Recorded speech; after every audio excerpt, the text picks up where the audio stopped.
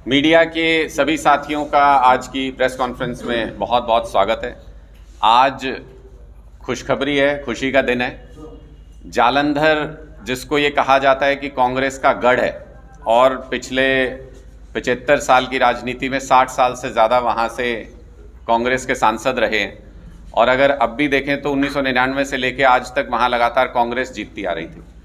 वहाँ पर एक शानदार जीत आम आदमी पार्टी ने दर्ज की है और लोकसभा में अब आम आदमी की आवाज़ गूंजेगी, ये आज सुनिश्चित हो गया है। तो इसके लिए पूरे देश की जनता को बहुत बहुत शुभकामनाएं, और ख़ासकर पंजाब के लोगों को बहुत बहुत शुभकामनाएं कि आपने फिर से एक क्रांति की शुरुआत की है और लोकसभा में दोबारा से आम आदमी पार्टी के प्रतिनिधि को जालंधर से जिता करके भेजा है। ये जीत बहुत बड़ी जीत है। आपको लगेगा कि एक लोकसभा सीट की जीत है, लेकिन ये उससे कहीं ज़्यादा आगे एक बहुत बड़ी जीत है।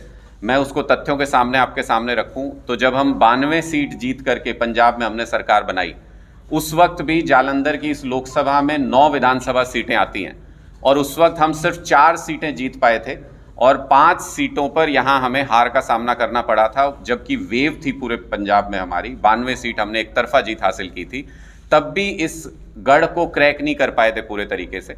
आज जब हम ये लोकसभा सीट जीते हैं तो मुझे बहुत खुशी हो रही है ये बताते हुए कि 9 में से 7 और 8, लीड थोड़ा थोड़ा चेंज हो रही है, 7 सीटों पर हम क्लियर विन कर रहे हैं और 8वीं सीट पे 300-400 वोट के मार्जिन से हम टक्कर दे रहे हैं वहाँ पर। तो एक तरीके से एक तरफा जीत लगभग सारी विधानसभाओं में पूरे मुकाबले में, और एक तरफा जीत हासिल करके हम आ रहे हैं। इससे ये एश्योर होता है, इससे ये दोबारा से भरोसा मिलता है कि भगवंत मान जी की जो सरकार ने पिछले 1 साल में काम किया, उसके ऊपर पंजाब की जनता ने, जालंधर को दिल कहा जाता है पंजाब का, जालंधर के दिल ने मोहर लगा दी है। और इससे हम ये और ज़्यादा सुनिश्चित हो गया है, ये और ज़्यादा हमें भरोसा हो गया है कि पंजाब में जो आम आदमी पार्टी की सरकार चल रही है उसने लोगों का दिल जीता है, लोगों का भरोसा जीता है।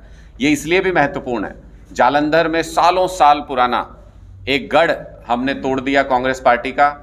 अब जालंधर के बाद अगली बारी इनके रोहतक, झज्जर और सोनीपत, जिसको ये अपना गढ़ बताते हैं, अब उस गढ़ को तोड़ने की है, क्योंकि कांग्रेस ने सालों साल तक लोगों से वोट लिया लेकिन उनका कभी भरोसा नहीं जीत पाए। कांग्रेस ने सालों साल लोगों का वोट लिया लेकिन उनके लिए कभी काम नहीं कर पाए। इसलिए अब काम की राजनीति को पंजाब के लोगों ने अपनाया है और पंजाब का सीधा संबंध हरियाणा के साथ है, बहुत नज़दीकी संबंध है।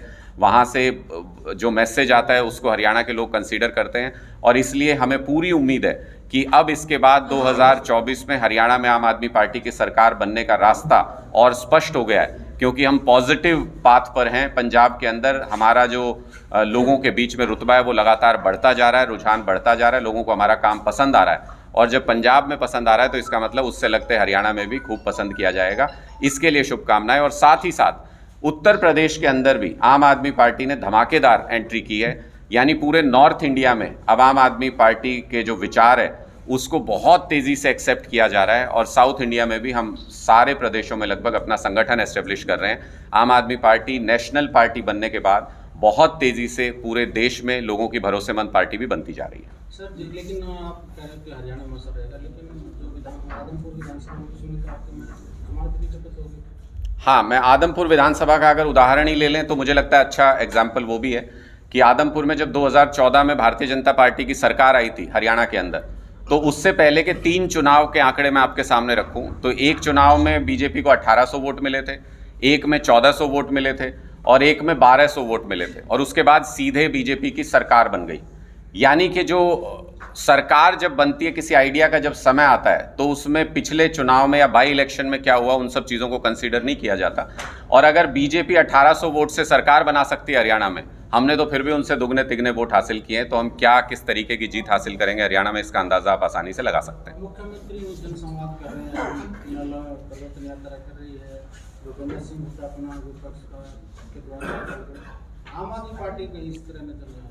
देखिए, हमने कल भी ये घोषणा की थी कि ये जो पीआर एक्सरसाइज चल रही है, ये मुख्यमंत्री जो जनसंवाद कर रहे हैं, ये अब पीआर एक्सरसाइज नहीं चलने दी जाएगी। ये इस तरीके से जो प्रोपेगेंडा करने की कोशिश कर रहे हैं मुख्यमंत्री के, अपने कार्यकर्ताओं को बुलाया, खुद ही जनसंवाद किया, अपने लिए अच्छे अच्छे सवाल पूछवाए, उनका जवाब दिया और हो गया जी जनसंवाद, जनता से बात करके आ गए। आम आदमी पार्टी के कार्यकर्ता मुख्यमंत्री के हर जनसंवाद में अब जनता से जुड़े हुए सवाल पूछने के लिए जाएंगे। आज मुख्यमंत्री सिरसा में थे, वहाँ पर वो जनसंवाद कर रहे थे, वहाँ हमारे कार्यकर्ता गांव के लोगों की समस्याओं पर सवाल पूछने के लिए पहुंचे थे। लेकिन शायद मुख्यमंत्री जी को जनसंवाद में जनता के सवाल सुनने की आदत नहीं है, इसलिए उन्होंने एक बार फिर डर गए वो आम लोगों के सवाल से और उन्होंने पुलिस का इस्तेमाल किया। हमारे लोगों को सवाल पूछने से रोका गया, जनता को सवाल पूछने से रोका गया और ज़बरदस्त नारेबाजी जनसंवाद कार्यक्रम में मुख्यमंत्री के में हुई है। हमारे 15 लोगों को वहाँ से, जिनमें 3 चुने हुए पार्षद भी हैं, उनको पुलिस ने गिरफ्तार किया है वहाँ से और उनके फ़ोन बंद हैं, अज्ञात जगह पर उनको ले जाया गया है। ये डराने की कोशिश करते हैं, बार बार ये बताने की कोशिश करते हैं कि हम ऐसा कुछ कर सकते हैं, लेकिन आम आदमी पार्टी के कार्यकर्ता इन सब चीज़ों से डरते नहीं हैं। तो एक तो ये जनसंवाद जो है इसको हर जगह पे एक्सपोज करेंगे कि एक PR एक्सरसाइज है, और अगर सही में मुख्यमंत्री जनता के सवालों का सामना कर सकते हैं तो उनको आम आदमी पार्टी के कार्यकर्ताओं के सवालों को सुन के उनका जवाब देना चाहिए, क्योंकि हम भी जनता का हिस्सा हैं। आपने बाकी जिन भी पार्टियों की बात की, वो किस यात्रा पे निकले हैं उसका कोई पॉलिटिकल रेलिवेंस मुझे नज़र नहीं आता है। उनके परिवार में ही जब अपनी नहीं बन रही है आपस में, तो मुझे लगता नहीं है कोई पॉलिटिकल रेलिवेंस उनका हरियाणा के अंदर अब बचा है।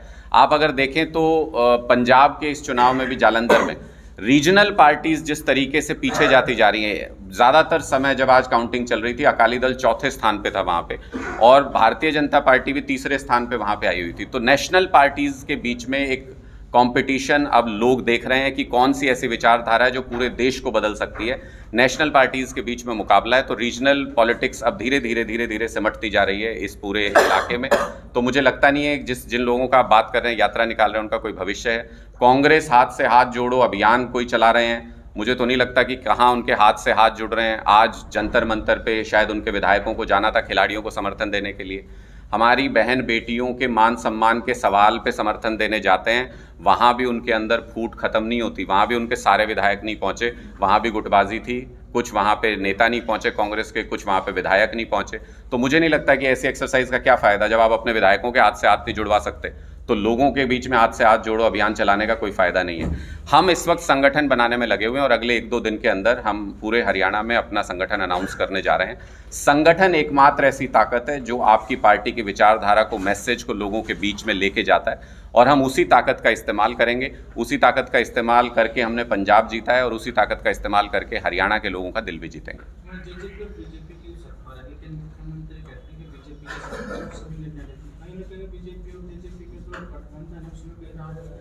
देखिए, सब नूरा कुश्ती है। जब तक दोनों पैसे कमा रहे हैं तब तक किसी को कोई फर्क नहीं पड़ता, तब तक इनकी सरकार चलती रहेगी। ये पैसे कमाने के लिए, भ्रष्टाचार करने के लिए सरकार बनी थी, इसलिए ना विचारधारा का कोई फर्क पड़ता, ना पार्टियों का कोई फर्क पड़ता। जेजेपी को अपने हिस्से का मिल रहा है, बीजेपी को अपने हिस्से का मिल रहा है। भ्रष्टाचार का पूरी तरीके से समर्थन करने वाली सरकार है, भ्रष्टाचार को छुपाने वाली सरकार है।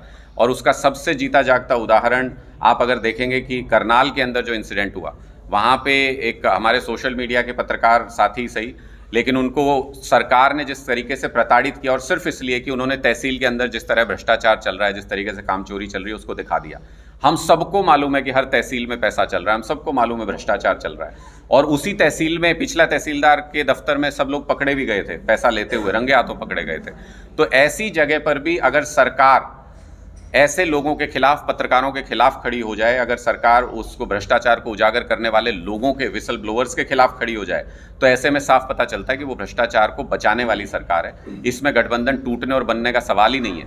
ये सब साथ ही रहेंगे, क्योंकि इनको पता है कि इन्होंने इतना भ्रष्टाचार किया है कि जो साथ छोड़ेगा, जो अलग जाएगा, उसी के खिलाफ सरकार लग जाएगी, उसका भांडा फोड़ हो जाएगा, इसलिए कोई अलग नहीं जाएगा। पंजाब में भी एक पत्रकार भावना है, उनको भी गिरफ्तार किया गया।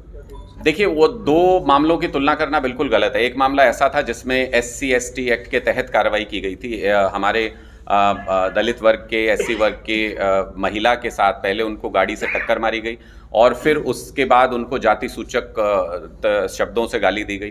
तो मुझे लगता है कि ये बिल्कुल ही 2 अलग मामले हैं। और यहाँ पर अगर आप देखें हरियाणा में, तो पूरा ऑन रिकॉर्ड है, वीडियो पे है सब कुछ, कि कैसे वो तहसीलदार के दफ्तर में जाके लोगों की परेशानियों के बारे में जिक्र कर रहे थे, उसके लिए उनको गिरफ्तार किया गया। जहां पंजाब में अगर आप देखें तो जहां उस केस में ज़मानत भी हो गई है, यहाँ पे हरियाणा में अगर आप देखें तो लगातार कोई अलग अलग केसेस लगा के, कहीं महिला वुमेन मोडेस्टी का केस लगा रहे हैं, कहीं IT एक्ट का केस लगा रहे हैं, उन पे 10-15 अलग अलग धाराएं लगा के उनको कोशिश की जा रही है कि ज़्यादा से ज़्यादा उनको जेल के अंदर रखें। तो ये 2 अलग अलग चेहरे हैं, 2 अलग अलग मामले, इनको कंपेयर करना सही नहीं होगा। कर्नाटक का जिस तरह से विधानसभा का जो जो रुझान आ रहे हैं उसको लेकर किस तरह देखते हैं, क्योंकि पूरी की पूरी पार्टी बीजेपी लगी हुई थी और प्रधानमंत्री ने तमाम इस तरह के जो बयान दिए बजरंग दल देखिए, कर्नाटक चुनाव के नतीजे साफ बताते हैं कि लोगों ने बीजेपी स्टाइल ऑफ पॉलिटिक्स को, मोदी स्टाइल ऑफ पॉलिटिक्स को पूरी तरह से रिजेक्ट कर दिया है। जो ये बार बार धर्म की आड़ में छुप जाते थे, सारे 5 साल गलत काम करके, भ्रष्टाचार करके, धर्म की आड़ में जो ये छुप जाते थे, उसको एक करारा जवाब दिया है कर्नाटक की जनता ने और इस पॉलिटिक्स को नकार दिया। ये एक शुरुआत है। मुझे लगता है कि आने वाले दिनों में हर जगह पे भारतीय जनता पार्टी की पॉलिटिक्स को लोग नकारेंगे, क्योंकि अंग्रेज़ों की तरह फूट डाल के राज करना चाहते हैं, जातियों को लड़ाते हैं, धर्मों को लड़ाते हैं आपस में। लेकिन लोग अब ये फॉर्मूला इनका समझ चुके हैं, इसलिए इनको हर जगह पे पूरी तरह से रिजेक्ट किया जाएगा। वही राहुल गांधी की बात जोड़ो यात्रा का असर रहा है या फिर वहाँ जो बीजेपी के खिलाफ जिस तरह से लोग महाराष्ट्र भ्रष्टाचार देखिए, आप पिछली बार भी अगर देखें तो वहाँ पे भारतीय जनता पार्टी ने सरकार तोड़ के गलत तरीके से अपनी सरकार बनाई थी, उनके पास मैंडेट नहीं था। तो जब लोगों के मैंडेट का आप अपमान करेंगे और गलत तरीकों से सरकार बनाएंगे तो कहीं ना कहीं लोगों के बीच में उसको लेके नाराज़गी होती है। तो ये तो पिछला उधार अभी भारतीय जनता पार्टी के साथ लोगों ने चुकाया है और उनको करारा जवाब दिया है कि अगर आप सरकार तोड़ सकते हैं पैसा दे के गलत तरीकों से, तो फिर अगर विधायक खरीद सकते हैं तो फिर जनता भी उसका मैंडेट के जरिए जवाब दे सकती है। तो मुझे लगता है ये उसी का जवाब है। क्या बीजेपी निश्चित तौर पे इसमें तो कोई मतलब हाँ या ना सवाल पूछने की बात ही नहीं। पूरे देश में एक पार्टी ऐसी है जो जैसे ही चुनाव होते हैं तो वो मंडी में बैठ जाते हैं व्यापारी बन के और वो कहते हैं विधायक बेच दो, विधायक बेच दो। और दूसरी पार्टी ऐसी है जैसे ही चुनाव होते हैं रेडी पे अपने विधायकों को लेकर निकलते हैं, कहते हैं विधायक खरीद लो, विधायक खरीद लो। ये तो पूरा देश जानता है। ये दो अलग अलग विचारधाराएं हैं जिसमें एक पार्टी के विधायक हमेशा बिकते हैं और एक पार्टी हमेशा विधायकों को खरीदती है। इनकी नूरा कुश्ती चल रही है, ये हर जगह पर है। वही जिस तरह से सभी पार्टी एकजुट होने के बीजेपी के खिलाफ कर रही है, तो क्या आम आदमी पार्टी भी कांग्रेस के साथ? देखिए, हम तो पहले से लगातार ये कह चुके हैं कि पार्टियों के गठबंधन से कुछ होगा नहीं। पार्टियों के गठबंधन से सरकारें नहीं बदलती। अगर किसी को ये लगता हो कि कर्नाटक में सरकार बदली है क्योंकि किसी पार्टी ने कोई बहुत अच्छा काम किया या किसी पार्टी ने गठबंधन किया किसी के साथ, वहाँ तो ऐसा कुछ नहीं था। लोग परेशान है भारतीय जनता पार्टी की विचारधारा से और जिस दिन आप लोगों के साथ गठबंधन कर लेंगे, उनको ये यकीन दिला देंगे जैसा हम पंजाब में दिला रहे हैं कि हम अपने काम के जरिए आपकी ज़िंदगी संवार सकते हैं, बना सकते हैं, तो फिर पंजाब की तरह ही लोग आपको मैंडेट देंगे और उस मैंडेट में इजाफा भी करेंगे। हर चुनाव के बाद आपके मैंडेट में इजाफा होगा। प्रधानमंत्री का किस तरह देखते हैं वहाँ से?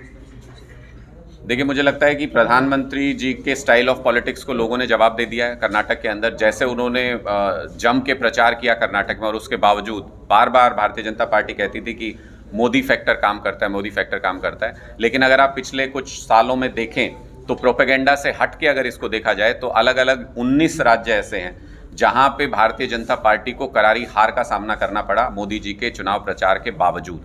लेकिन इन फैक्ट्स को दिखाया नहीं जाता। प्रोपेगेंडा मशीनरी पैसे के जरिए हाईजैक करने की कोशिश कर रहे हैं पूरे सिस्टम को और ये बताया जा रहा है कि मोदी जी जहां जाते हैं वहां चुनाव जिता देते हैं। लेकिन असलियत ये है कि 19 प्रदेशों में भारतीय जनता पार्टी पिछले कुछ सालों में अगर देखें तो अलग अलग मौक़ों पर हार का सामना कर चुकी है। और अब ये जो गिरावट का दौर है ये अब रुकने वाला नहीं है। विनाश काले विपरीत बुद्धि जिस तरीके से ये दिल्ली के अंदर भी पहलवानों के मुद्दे को हैंडल कर रहे हैं, मुझे लगता है कि समाज के हर वर्ग को भारतीय जनता पार्टी नाराज़ करती जा रही है और अब इनका पतन निश्चित है, इनके अहंकार का पतन निश्चित है। वही जो चंडीगढ़ में मन की बात न सुनने को लेकर जो है मेडिकल इस तरह के, ये भारतीय जनता पार्टी की सरकार लोकतंत्र में तानाशाही चलाने की कोशिश कर रही है और खुले तौर पे तानाशाही चलाते हैं। जैसे सुप्रीम कोर्ट ने एक डिसीजन दिया दिल्ली सरकार के अधिकारों को लेकर के, उसमें साफ कहा कि दिल्ली में सर्विसेज से लेके बाकी सारी चीज़ों पर दिल्ली सरकार का अधिकार है, एलजी को वो बात माननी पड़ेगी। उसके तुरंत बाद हमने ट्रांसफ़र किया जो सेक्रेटरी हैं उनका और उसको बीजेपी सरकार ने, केंद्र सरकार ने रोक दिया, उसको होने नहीं दिया। तो यानी ये सुप्रीम कोर्ट का अपमान करते हैं। अब आप मन की बात आप कर रहे हैं, भाई हमारा भी मन है, लोगों का मन है, वो सुनना चाहते हैं कि नहीं सुनना चाहते हैं। सारी जगह पे इस तरीके से ऑर्गेनाइजेशन का मिसयूज़ किया जा रहा है। कॉलेजेस में बच्चों को कहा जा रहा है कि सुनिए मन की बात, ज़बरदस्ती है उनके साथ। जिसने नहीं सुना उनको उन पे पाबंदी लगा दी, आप हॉस्टल से बाहर नहीं जाएंगे। तो मुझे लगता है ये तानाशाही की शुरुआत इसी तरीके से होती है। लेकिन हरियाणा के लोग और अगर देश के लोग देखें तो बहुत जागरूक हैं इस मामले में और इस तरीके के तानाशाही रवैये को वो शुरुआत में ही रिजेक्ट कर देते हैं। मुझे लगता है कि बीजेपी के रिजेक्शन का दौर शुरू हो गया, पूरे देश में इसका रेप्लिकेशन होगा। आने वाले सारे चुनाव भारतीय जनता पार्टी हारने वाली है। प्रधानमंत्री मोदी ने जो कर्नाटक विधानसभा चुनाव प्रचार में 3 स्टोरी का जिक्र किया था, उसको लेकर कई राज्यों बीजेपी टैक्स फ्री किया गया और कहा कि सब लोग इसको देखें, इस तरह के। अब चुनाव खत्म हो गया, अब उसके बाद वो मुद्दा कहीं चला जाएगा, भारतीय जनता पार्टी उसको छेड़ेगी नहीं। ये बहुत दुर्भाग्य है कि हमारे देश के प्रधानमंत्री किसी एक प्रोपेगेंडा का प्रचार करते हैं, चुनाव प्रचार के बीच में खड़े होकर के किसी मूवी का प्रचार करते हैं। ये बहुत दुर्भाग्यपूर्ण है। अगर मोदी जी को शौक है कि उनको हर तरह की मूवीज़ जो हैं वो रिलीज़ होनी चाहिए और हर तरीके की मूवी जनता के सामने आनी चाहिए, जो कि वाजिब भी है कि हर तरीके का विचार जनता के सामने खुले तौर पे आना चाहिए, तो बीबीसी ने एक डॉक्यूमेंट्री बनाई थी गुजरात में मोदी जी के कार्यकाल के दौरान जिस तरीके से मैसेकर हुआ, उसको लेकर के एक डॉक्यूमेंट्री बनाई थी जिस पे केंद्र सरकार ने बैन लगा दिया। मैं निवेदन करूंगा मोदी जी से कि अपने विचारों से सहमत होते हुए वो उस डॉक्यूमेंट्री से भी बैन हटाएं और फिर वो केरला स्टोरी भी देखें और फिर वो बीबीसी की डॉक्यूमेंट्री भी देखें। उनके अंदर इतनी हिम्मत होनी चाहिए कि दोनों सच्चाइयों का सामना कर सकें।